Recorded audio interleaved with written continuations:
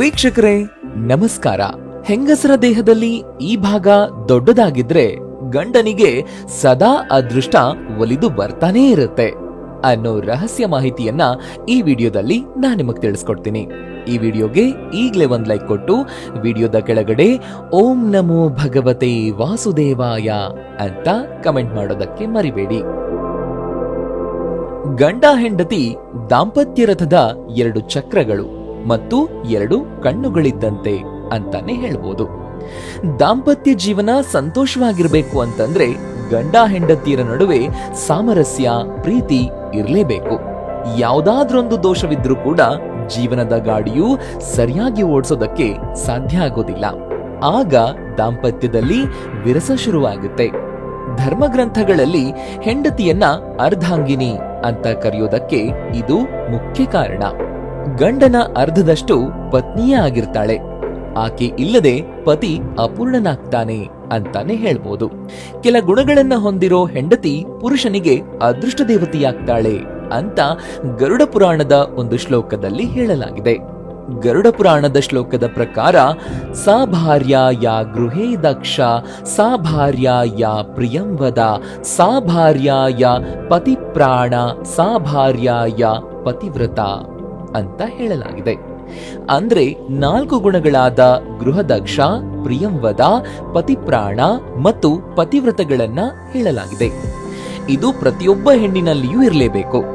ಅಂತಹ ಗುಣಗಳನ್ನ ಹೊಂದಿರೋ ಹೆಂಡತಿಯನ್ನ ಸುಲಕ್ಷಣ ಅಂತ ಕರೆಯಲಾಗುತ್ತೆ ಮತ್ತು ಅಂತಹ ಹೆಂಡತಿಯನ್ನ ಪಡೆಯೋ ಪುರುಷನು ಅದೃಷ್ಟವಂತ ಪತಿಯಾಗಿರ್ತಾನೆ.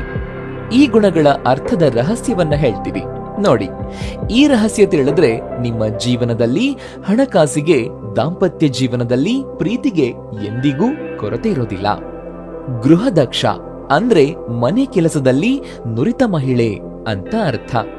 ಅಡುಗೆ ಮಾಡೋದು, ಶುಚಿಗೊಳಿಸೋದು, ಮನೆಯನ್ನ ಅಲಂಕರಿಸೋದು, ಬಟ್ಟೆ, ಪಾತ್ರೆಗಳು, ಆತಿಥ್ಯ, ಕುಟುಂಬದ ಜವಾಬ್ದಾರಿಯನ್ನ ಪೂರೈಸೋದು, ಎಷ್ಟಿರುತ್ತೋ ಅಷ್ಟರಲ್ಲೇ ಸಂಸಾರ ನಡೆಸೋದು ಇತ್ಯಾದಿ ಕೆಲಸಗಳನ್ನ ಚೆನ್ನಾಗಿ ಅರಿತ ಮಹಿಳೆ ತನ್ನ ಪತಿಗೆ ಅದೃಷ್ಟವನ್ನ ತರ್ತಾಳೆ.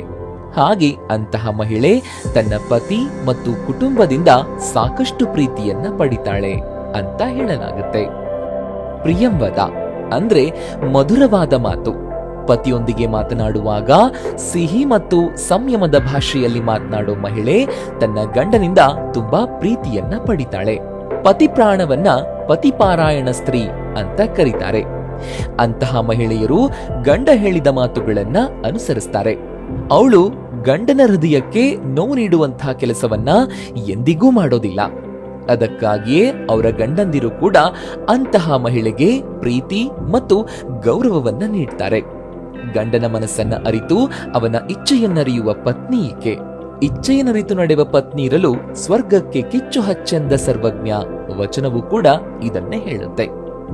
ಒಬ್ಬ ಮಹಿಳೆಯು ತನ್ನ ಗಂಡನನ್ನ ಹೊರತುಪಡಿಸಿ ಹಾಗೂ ಗಂಡ ತನ್ನ ಹೆಂಡತಿಯನ್ನ ಹೊರತುಪಡಿಸಿ ಬೇರೆ ಯಾವುದೇ ಪುರುಷನ ಅಥವಾ ಸ್ತ್ರೀ ಬಗ್ಗೆ ತನ್ನ ಮನಸ್ಸಿನಲ್ಲಿಯೂ ಕೂಡ ತಪ್ಪು ಆಲೋಚನೆಗಳನ್ನ ಮಾಡಬಾರದು ಅಂತ ಶಾಸ್ತ್ರಗಳಲ್ಲಿ ಹೇಳಲಾಗಿದೆ. ಮದುವೆಯ ನಂತರ ತನ್ನ ದೇಹ ಮತ್ತು ಮನಸ್ಸನ್ನ ತನ್ನ ಪತಿಗೆ ಮಾತ್ರ ಅರ್ಪಿಸೋ ಹೆಂಡತಿಯಾಗಿರ್ಬೇಕು. ಅಂತಹ ಗುಣಗಳನ್ನ ಹೊಂದಿರೋ ಹೆಂಡತಿಯನ್ನ ಮಾತ್ರ ಶಾಸ್ತ್ರಗಳಲ್ಲಿ ಪರಿಶುದ್ಧೆ ಅಂತ ಕರೆಯಲಾಗುತ್ತೆ. ಗರುಡ ಪುರಾಣದಲ್ಲಿಯೂ ಹೀಗೆ ಹೇಳಲಾಗಿದೆ. ತನ್ನ ಗಂಡನ ಬಗ್ಗೆ ಮಾತ್ರವೇ ಕಲ್ಪನೆಯಲ್ಲೂ ಕಾಣುವವಳನ್ನ ಪಡೆದಿರೋ ಮಹಿಳೆಯ ಗಂಡ ಖಂಡಿತವಾಗಿ ಬಹಳ ಅದೃಷ್ಟವಂತ. ವಾಸ್ತವವಾಗಿ ಮದುವೆಯ ನಂತರ ಕೆಲವರ ಅದೃಷ್ಟವೂ ಬದಲಾಗುತ್ತೆ ಅಂತ ಹೇಳಲಾಗುತ್ತೆ.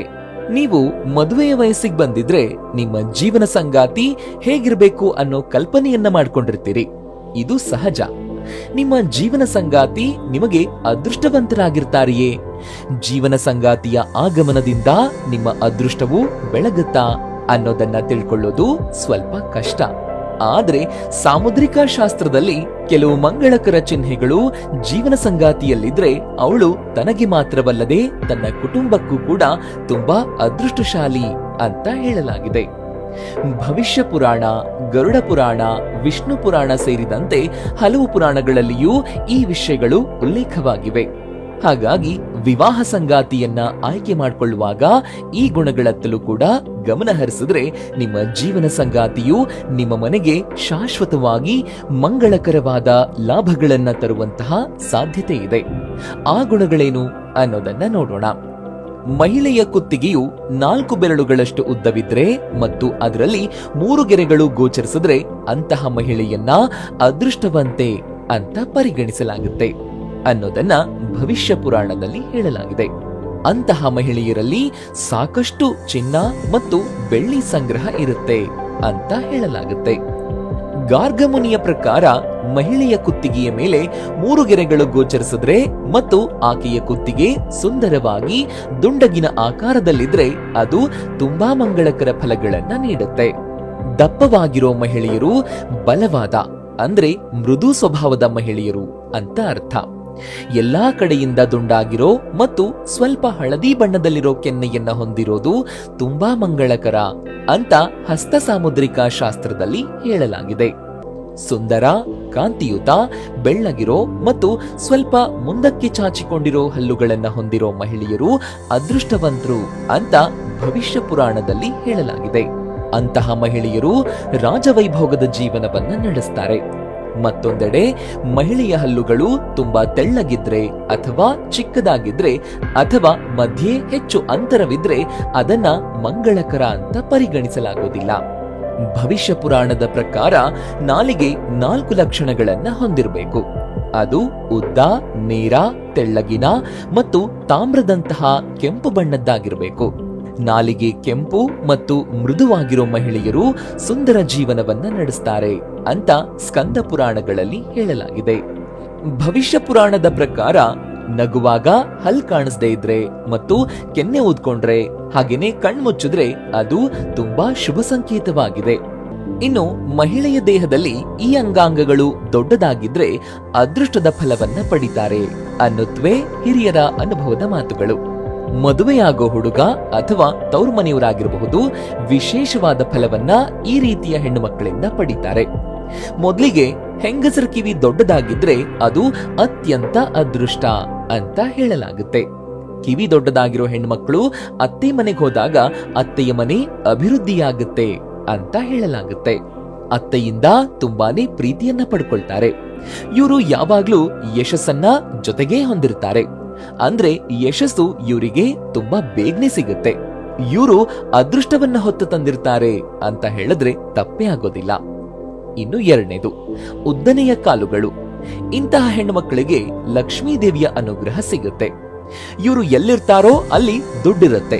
ದುಡ್ಡಿನ ಸುರಿಮಳೆಯೇ ಆಗುತ್ತೆ. ಯಾವಾಗ್ಲೂ ಹಣಕಾಸಿನ ವಿಷಯದಲ್ಲಿ ಅತಿ ಹೆಚ್ಚು ಲಾಭವನ್ನ ಪಡಿತಾರೆ. ಸಮಸ್ಯೆ ಬಂದಾಗ ಅದನ್ನ ಎದುರಿಸುವಂತಹ ಶಕ್ತಿ ಇವರಿಗೆ ಹೆಚ್ಚಾಗಿರುತ್ತೆ. ಇನ್ನು 3ನೇದು ಕೈಬೆರಳುಗಳು. ಕೈಬೆರಳುಗಳು ಉದ್ದವಾಗಿ ಸುಂದರವಾಗಿದ್ರೆ ಅಂತವರಿಗೆ ಒಳ್ಳೆಯ ಗಂಡ ಸಿಗ್ತಾನೆ. ವಿಶೇಷವಾಗಿ ಗಂಡನ ಮನೆ ಅಭಿವೃದ್ಧಿಯಾಗಿ ಯಶಸ್ಸು ದೊರೆಯುತ್ತೆ. ಗಂಡನಿಗೆ ಒಳ್ಳೆಯ ಲಾಭವಾಗುತ್ತೆ. ಜಯ, ಯಶಸ್ಸು ನಿಮ್ಮದಾಗುತ್ತೆ. ಕೊನೆಯದಾಗಿ ಹೊಕ್ಕಳಿನ ಭಾಗ. ಹೊಟ್ಟೆಯ ನಾಭಿ ದೊಡ್ಡದಾಗಿದ್ರೆ ಅಂತವರಿಗೆ ಎಂದಿಗೂ ಅನ್ನಕ್ಕೆ ಮತ್ತು ಒಡವೆಗಳಿಗೆ ಕೊರತೆ ಇರೋದೇ ಇಲ್ಲ. ಹಾಗೆ ಹಣಕಾಸಿಗೂ ಕೂಡ ಕೊರತೆ ಇರೋದಿಲ್ಲ.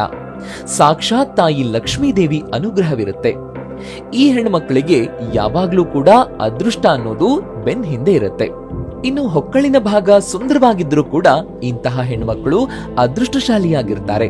ಹೀಗಾಗಿ ಕಿವಿ, ಕಾಲುಗಳು ಸುಂದರವಾಗಿ ಉದ್ದವಾಗಿ ಇರಬೇಕು. ಸುಂದರವಾದ ಬೆರಳುಗಳು, ಉದ್ದವಾದ ಬೆರಳುಗಳು, ಹಾಗೆಯೇ ನಾಭಿ, ಈ ಎಲ್ಲಾ ಭಾಗಗಳು ದೊಡ್ಡದಾಗಿದ್ರೆ ವಿಶೇಷವಾದ ಲಾಭವನ್ನ ಈ ಹೆಣ್ಮಕ್ಳು ಪಡ್ಕೊಳ್ತಾರೆ. ವಿಶೇಷವಾಗಿ ಜಯ, ಯಶಸ್ಸು ಇವರ ಜೊತೆಗೇ ಇರುತ್ತೆ. ಹುಟ್ಟಿದ ಮನೆ ಮತ್ತು ಹೋದ ಮನೆ ಎರಡೂ ಕಡೆ ಯಶಸ್ಸನ್ನ ಪಡಿತಾರೆ.